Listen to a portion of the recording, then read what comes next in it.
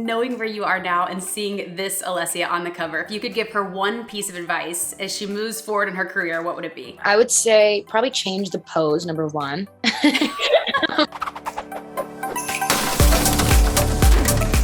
Alessia, it's so great to see you. The album is so good. Thank you. Thank you so much. We are diving into our iHeartRadio's The Box, so we're gonna relive some key moments and milestones from your career. So are you ready to do a little unboxing today? Yes, I am.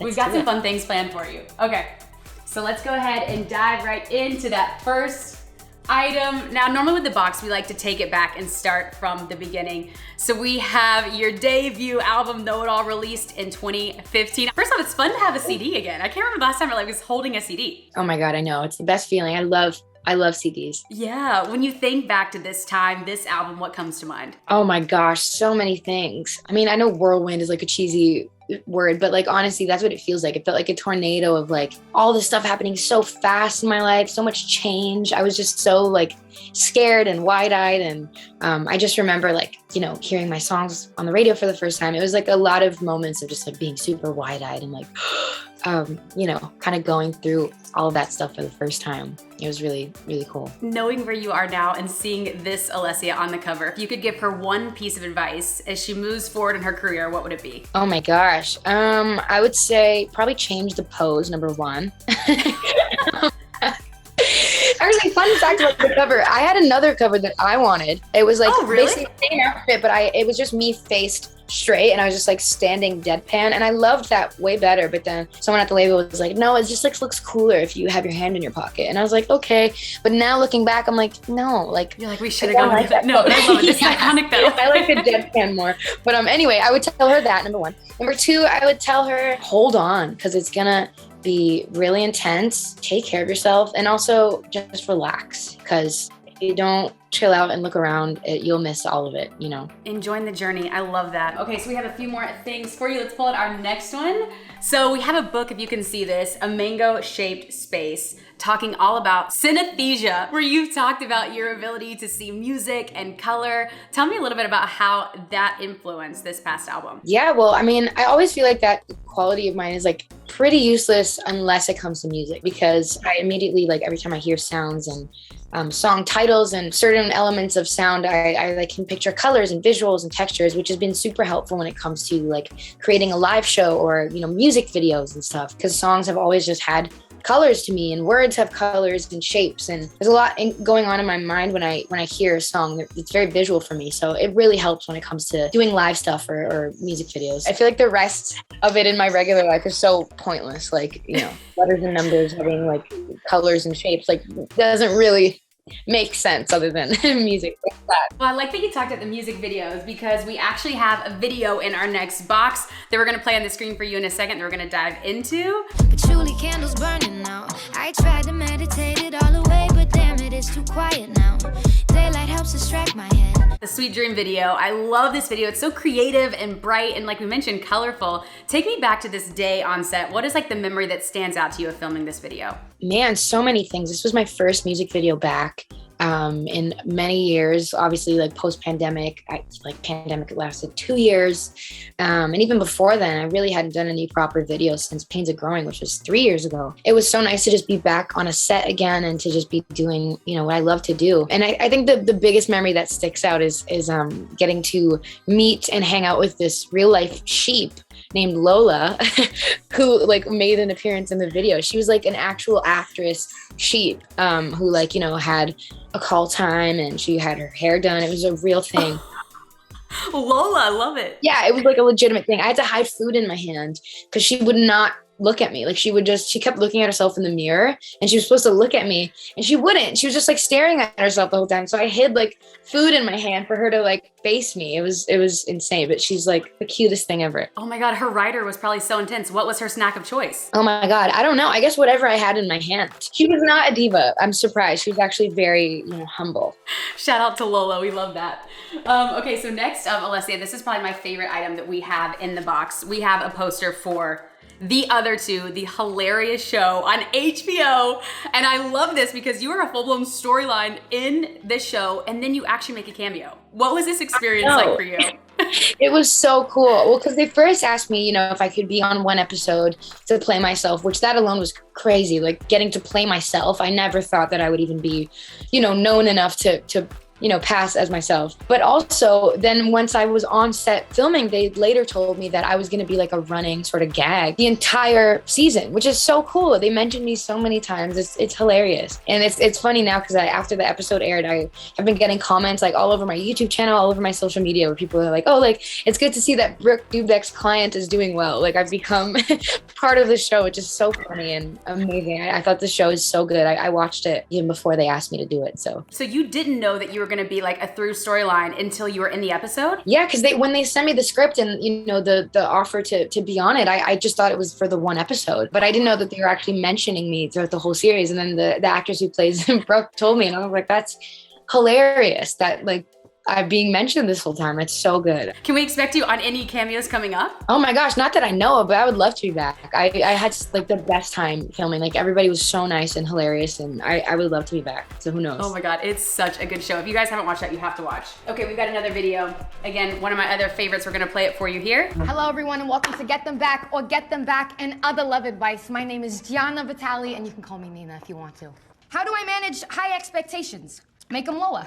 I don't know. Actually, don't make them lower. Get Them Back or Get Them Back, a hilarious IG series. Alessia, first off, this character I love. What inspired this character? Oh my gosh, thank you so much, first of all. Honestly, well, I had the idea for doing like the kind of game show, Get Them Back or Get Them Back. I had asked my fans a couple weeks prior to like send in their questions, but I told them like, I'll explain later. I didn't want to tell them what it was. And then it wasn't until the day we shot it that I came up with the character. I was like, I don't know what I should do. Should I make her like have an accent? Should I, who should she be? And so we gave her the name, like literally on the spot, the accent literally on the spot. It was so last second, just as it came, but I'm so glad we did it because, people seem to enjoy it. And it was really fun to film. It was hilarious just to get to like be a character for a day. It's so funny. And backing up just a little bit, where did the idea for this show come from? I don't even know. I think I was thinking of like trying to come up with fun ways to, to like incorporate the fans in this release. Cause it was around the time that we were doing Shapeshifter and Sweet Dream. And we had done something for Sweet Dream, but I was trying to come up with ways to connect the fans with Shapeshifter. And I really loved the lyric, get you back or get you back in the song. I always thought that was like a fun little play on words. So then I just came up one day with the idea of doing like a show, like should you get them back or get them back, where people could send in their love advice questions. So it worked out pretty well. It's so funny. And now speaking of characters, we have our next one for you too. You play Jane in The Willoughbys, which we kind of touched on this earlier, but yeah, tell me a little bit about what this experience was like for you. Yeah, it was one of the coolest experiences of my life. It was my first time also getting to do anything with animation. It was such a dream of mine to be able to play an animated character. I grew up like loving cartoons and always, being so fascinated by people being able to change their voices and stuff. So getting this opportunity was so fun. And it actually took a long time. Like I didn't realize how long a 2-hour movie actually takes to make. It was over the course of a couple years, like 2.5-ish years of doing this, which is crazy because the script kept changing and I was also on tour, so I had to find time it just takes so long. And then, once they finally animate it, you have to go in again and like match your voice to the animation, to make sure that it's, moving in time. So it takes a ton of time. For us, it was 2.5 years. I love it. Okay, Alessia, a few more things for you. Next up, speaking of characters, we have this little Paw Patrol. And I'm not joking, Alessia, we thought we were ordering a stuffed animal, but I actually had to put it together, and this was really tough to put together. It's like kids 3 to 10. I was like, this took me like 30 minutes. Oh my God, you had to build it? That's hilarious. I'm so sorry. My nephew is gonna love me for this. No, are you kidding me? This is gonna be great. I'm getting brownie points for sure. But Paw Patrol, the movie, talk to me a little bit about this experience, creating that original song. Yeah, that was really fun to get to do too. I feel like I also got a lot of cool points with my cousins and little family members who love the show, which is now a movie. So yeah, it was really cool that they asked me if I wanted to specifically write for this scene, which I've never done. I've written for movies and I've written for shows and stuff, but never for like a specific scene. So they sent me the scene and I had to, kind of time the lyrics and time the instrumental with my friend John Levine to exactly what was happening on screen, which is actually really cool to get to do because it challenges you in different ways. So it was really fun. But I love the meaning behind this song too, of challenging yourself. And even if you fail or succeed, you're going to learn something about yourself in the process. And I'm curious for you now, again, going through this, this album release, this new project, what's the scariest thing that you've done recently that maybe you learned something about yourself in the process?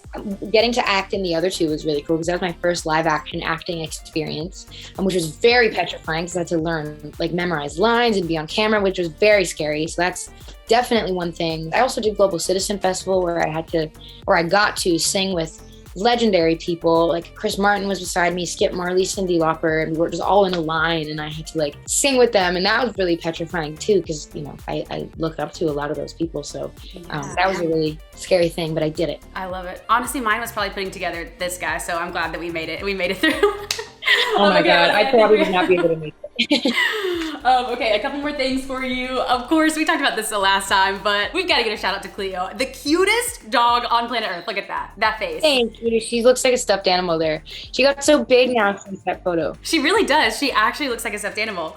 And it's funny because I feel like dogs really do develop such personalities, and I think she has such a distinct one. What's like the funniest trait that you've noticed about her? Oh my God, everything. She makes us like audibly laugh out loud all the time. She's just hilarious. She listens, like she's a very good dog, but then at the same time she like does her own thing. Like if she'll be chewing something she's not supposed to be chewing, like she'll just like stare at me and like chew it. And like I'll go up to her and she just like walks away slowly. And I'm like, and she just doesn't care. Like she knows she's not supposed to do it. And she'll just like keep doing it. She'll stare at me and be like, I'm gonna keep doing this and there's nothing you could do about it. She just has her own way of doing things. She also has a boyfriend that lives across the street. And every time you say the name, she just freaks out. And she like, every time he walks, like she'll try to match his steps and like try to get his attention. It's hilarious. She just has crushes. It's the funniest thing. She's also playing Lie to Me in the headphones as she goes down. She's like, yeah. Yeah, she's like, who you with? She like is obsessed with me. She's such a like girly girl. She gets crushes on people. It's the funniest thing. It's so funny. Okay, I've got a couple more for you. I know we kind of touched on this, but we do have a little bluebird here. What do you hope when people hear this song, they take away from it? I hope that they, you know, take away the idea that life sometimes happens to all of us, especially in love. And it's sometimes the best thing to do, even though it's not the easiest thing, is to let go, you know, and just like be free. It's kind of like the bird reference, kind of like I'm like a bird, very just like be free. And sometimes the people you love, you got to let go if you love them, you know, which is a hard thing to do sometimes, you know, because you don't always want to do that. I have a hard time letting go in every aspect of my life. So I definitely could use that lesson too. Yeah. Oh, honestly, same. One more for you. This one wouldn't fit in the box because I was so scared that I was going to ruin something on my heart reporters, but we do have official, y'all. We went intense with the props, okay? I was going to say, you guys really went all out. That's hilarious. But tell me a little about Fishbowl. Let's talk a little bit about that song, about the inspiration behind it. Yeah. So Fishbowl is kind of a song, even though it's like super boppy and up-tempo, it's actually a pretty serious song lyrically about my physical symptoms of anxiety. Like I talk a lot about my emotions during anxiety and stuff like that, but this song is really about how it physically manifests in my body and having panic attacks for the first time and like feeling kind of like I'm like stuck in a fishbowl, you know. And a lot of us, when we're going through like anxieties or melancholic times, it can really manifest in different ways in your body, and it's very easy to feel like you're trapped, you know, and like your mind is kind of turning against you, you know, or at least for me. So that's what it's about. It's just me going through my derealization and panic disorder and understanding like what that means, and kind of feeling a little bit crazy at times, because I would wake up some days and just feel like I would look at my hands and feel like I'm dreaming, and I would look at my family members and like not be able to distinguish if I was like in real life or not. And it was a really scary time. That's kind of what the song is about. It's about just me saying like, hey, what's going on here? I feel like I'm shrinking, and I'm also like feel like a giant. I don't know how to get out of my body, and it's all weird, you know. Yeah, but such a good visual representation of that. Like we could all imagine ourselves in that. And the entire album, I've told you this, is so good because it's so vulnerable and it's so relatable too, where you're sharing so many parts of your life and your story. You know, when you release a project like this, does it ever make you nervous? Like, do you ever get nervous about sharing so many parts of your life? Definitely a little bit. Yeah, I think it's, I mean, when you're writing a song or writing an album, I guess for me anyway, like I often forget that people are going to hear it, you know, one day. And then it's not until like 24 hours before the album's out, I'm like, oh my gosh, wait a minute. Like everyone's going to hear this. Like, I don't know how I feel about that. But I think ultimately it's a good thing because, you know, I think the more honest you are, the more people can connect with you, and the more people can know that they're not alone in those feelings. I think that's kind of ultimately my purpose as an artist, and the reason why I was given this voice and this gift is that I feel like to some degree I'm supposed to be a vessel for people and show people that they're not on their own. You know, maybe that's why I go through the things that I do, so that I could share them. So, or at least that's the meaning that I choose to apply to it. Thank you for sharing that with us. And last thing, we have In the Meantime, the album. Just want to touch on how you landed on this as the album cover. I know, it's so cool. It's so cool. I don't even have the CDs or the vinyl yet, so I'm jealous of you guys. Well, this is still just a prop. This is still just a prop, but we will when we have it. Cool. Well, thank you guys for getting the album. Like, for those of you who have it, that's so sweet. Basically, I had an idea of what I wanted the album to be. I kind of wanted to have that fishbowl sort of effect, because that isolation theme was a huge one, you know, in the last couple of years, not only with, you know, my own personal stuff, but also like for all of us in the last year and a half, we all kind of felt a little bit isolated. So I wanted it to feel sort of like a fish in a bowl, but just in a more symbolic way. So that's me literally in like a plastic ball. I was actually in that thing. And I wanted, really? Yeah, I was actually in there, and I wanted me to kind of represent the fish in the bowl. And then I wanted the blue sky in the background to represent the endless possibilities, and the fact that even though you feel stuck and you feel trapped, there's always, you know, there's never actually a ceiling on that. There's just endless ways your life could go, you know, so. Oh, beautiful. Yeah. So beautifully said. Alessia Cara, thank you so much for diving into the box, and congratulations on In the Meantime. We're so excited for you.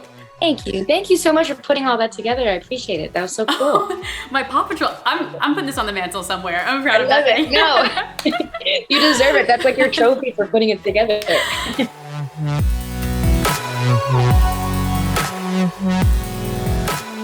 Hey guys, thanks so much for watching. Did you like that video? You can check out more over here. And don't forget to subscribe to iHeart right here. And if you're already a longtime fan, make sure you ring the bell down below so you don't miss a single video. Bye guys.